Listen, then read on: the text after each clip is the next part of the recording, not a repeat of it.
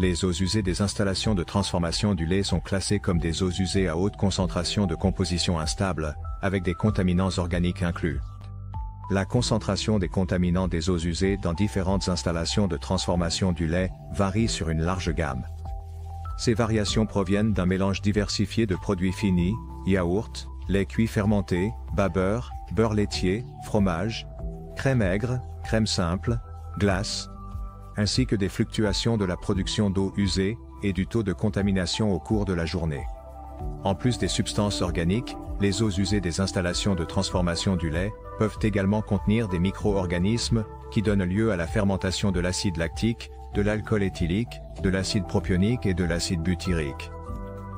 Un schéma conventionnel pour le traitement des eaux usées des usines de transformation du lait implique l'oxydation des contaminants organiques et la conversion des composés azotés en forme de nitrate.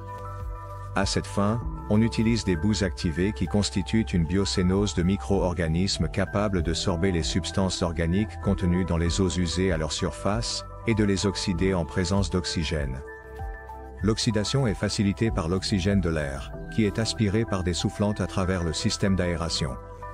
L'inconvénient de cette méthode est la longue durée du processus d'oxydation, ainsi que la nécessité d'une unité supplémentaire de décontamination des eaux usées, si celles-ci sont rejetées dans des plans d'eau. Compte tenu de ce qui précède, Globecor a développé une technologie pour améliorer l'efficacité du traitement du lait.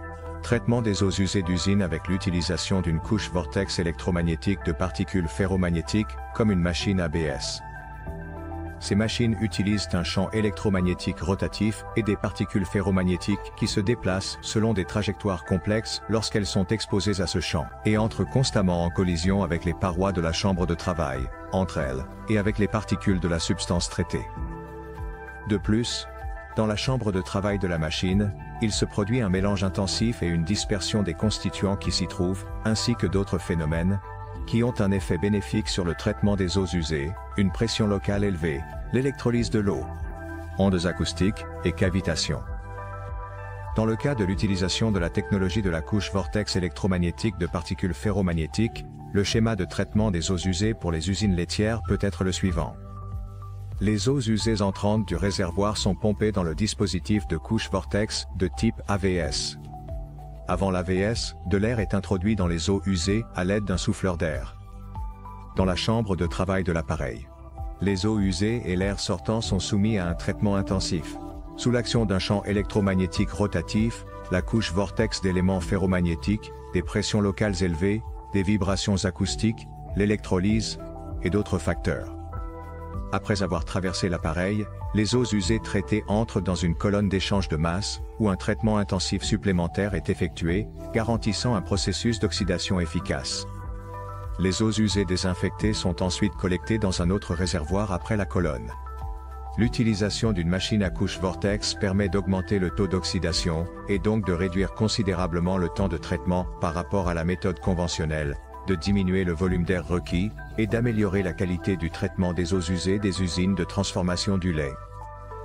Les machines à couche vortex ont des dimensions compactes, peuvent être intégrées facilement dans les schémas de traitement des eaux usées existants, ne nécessitent pas de socles spéciaux pour leur installation, et sont faciles à utiliser. De plus, elles permettent d'économiser de l'électricité car leur besoin en énergie est inférieur à celui des mélangeurs mécaniques typiques, et varie de 4,5 à 9,5 kW selon le modèle de la machine. Et quels autres défis votre usine de transformation du lait rencontre-t-elle? Veuillez les partager dans la section des commentaires. Plus d'informations sur la technologie et l'équipement Globecor pour le traitement des eaux usées peuvent être trouvées en suivant le lien dans le premier commentaire ou en visitant notre site web www.globecor.com.